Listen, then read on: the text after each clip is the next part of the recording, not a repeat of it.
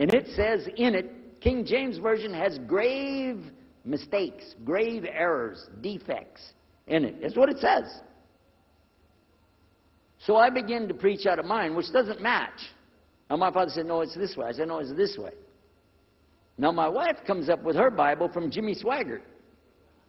It's called The Good News for Modern Man. Okay? Totally different. It's written in modern vernacular. You can just, say anything you want to with it. You don't even recognize the Bible anymore. The Catholic priest, he's got another Bible. An older Bible with 73 books. We're working out of 66 books. And his is not even the same in the verses. It doesn't match up at all. And I never even knew about this subject until then. And he's saying this, and I'm saying that. My father's saying something else. My wife's saying something else. And all the time, Muhammad the Muslim is sitting over there like this.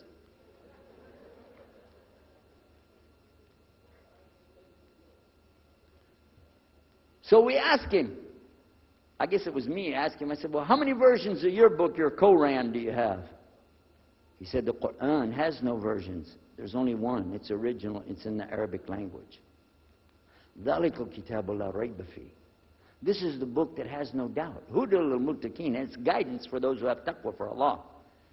As Sheikh Muhammad Jabali was just telling you about this shield or taqwa that you have to have between you and Allah subhanahu wa ta'ala. And only certain people are going to get the huda, hidayah, dina, from this Quran. These people that have the taqwa. So when he's telling us that the Quran is one, I'm going, huh? And it's in the original language, we still have it. You know what I was thinking? He's lying. I was sure he was lying because he could see the problem we were having, and he just sat back and made that up. But I don't know Arabic at that stage, so I don't know what to say. Maybe, I don't know. And he left it at that. He didn't try to preach.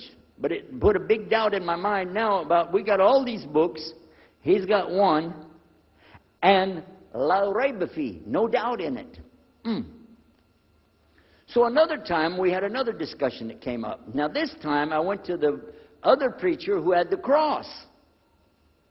And I was asking him, I want to be able to explain the Trinity. He said, you know the Trinity. I said, yeah, I know. And I know the Council of Nicaea when we had that. But I want to know the way to explain it so a human being can just understand it. He said, okay. It's like an apple. Just take an apple. The apple has a shell around the outside, the skin. Inside is the meat. Inside of that is the seeds. Okay? 3 things, 1 apple. That's the way. I start going back. I'm going to tell this Muslim about the Trinity. But on the way, I remember his arguing with me, his way of debating with me. I said, no, he's going to tear me apart. As soon as I say seeds, he's going to say there's more than one. So it could be 7 or 8 or 9 or 10 gods all rolled into one. No. It's got to be special. It doesn't work like that. Let me go back and try again. So I went back to him. I said, what if he says there's more than one seed in there? He said, okay. I said, and besides, it could have a worm running through it. Then that would make it go up another notch. What can I do about that? He said, okay, forget the apple. I said, okay. It's like the babe, the egg. Use the egg. The egg has a shell. Inside of the egg is the white. Inside of the white is the yellow. 3, 1 egg. That's it. That's good to go. Now I start going home again, and it hit me. Wait a minute. The egg could have a double yolk. God becomes 4, just like that.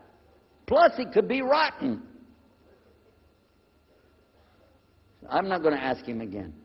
So at the market one day, I saw a man, and I was talking to him because I was listening to some things that Muhammad had told us about the belief in Islam. Allah is one. And so I was telling this guy, I got some doubts about the Trinity. He said, you a preacher, you have doubts? I said, yeah, it doesn't make any sense. It doesn't make any sense. How could 3 be 1? He said, okay, look.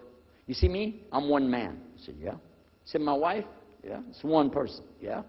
He said, my son? Yeah. 3. 1. One family.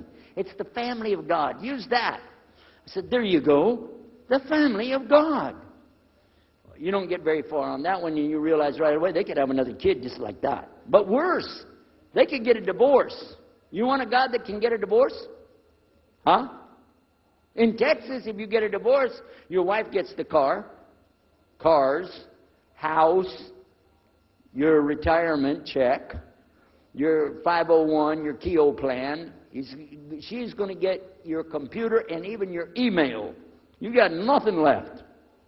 And I don't want a God that could have a worm in it. I don't want a God that can be rotten, and I don't want a God that can get a divorce. I want to explain this Trinity the right way. Sure enough, the subject came up, Trinity. There we are. Now here's the priest trying to talk about the Trinity is like an apple. I'm going, you don't go there. And then he's an egg, don't worry about it. The family of God, forget about it. I know what's going to happen. So we ask Muhammad, we say, okay, what do you say about God? What do you think he said? أعوذ بالله من الشيطان الرجيم بسم الله الرحمن الرحيم قل هو الله أحد الله الصمد لم يلد ولم يولد ولم يكن له كفوا أحد. And he explained it something like this. Say he is Allah, the unique, not like anything else. He's eternally sought after by his whole creation, but he doesn't need the creation. He's not the father of anything. He's not the son of anything. He's not like anything, and he is unique. Ahad. I said, boy, that's exactly what I already think, but I can't admit that. That sounds too easy. But plus in the Quran, Allah subhanahu wa ta'ala tells us to tell the Christians, don't say three. Here's a little point. I'm going to go out of the story for a minute to show you something. Nowhere in the Old Testament, the Torah, or the Zabur, the Psalms, or the Injil, which is the New Testament, nowhere in the Bible do you find the word Trinity. Not once. Not once is the word Trinity. But it's in the Quran. We have it in the Quran. It says, Thalath, tell them not to say Trinity. But they don't have it, and Allah said, don't say it. Guess what else? The word Bible is not in the Bible. Bible is from Greek, it means biblios or book. Book. But it's in the Quran many times. Is it? Kitab. Book. Ahl Kitab. People of the book. So we found in the Bible a shortage. They're talking about it, but the Quran is explaining it. I found actually in the Quran, I can explain the Bible much better because it gives me the things I didn't know how to explain. So then in my mind, look what I did. I started realizing what he was saying was true, but I never admitted it. Instead, I was taking this and mixing it. And when I would go give my next talk, I would say, so and so and so, and I would use what I learned from the Quran to explain what's in the Bible. Some of the people liked it, but some of them didn't. Because when I began to talk about salvation being based on what? And the Bible tells you in there, there's no Savior except God. It says it real clear. Jesus is not your Savior, God is. When I found that, I said, okay, let me try another way to explain that. Each thing as I would learn it, I'm trying to change how I'm presenting the thing. It still doesn't dawn on me, I need to do something. But I could see for sure God is only one, and so I totally forget the Trinity thing. My dad never did believe it anyway, so he had no problem with it.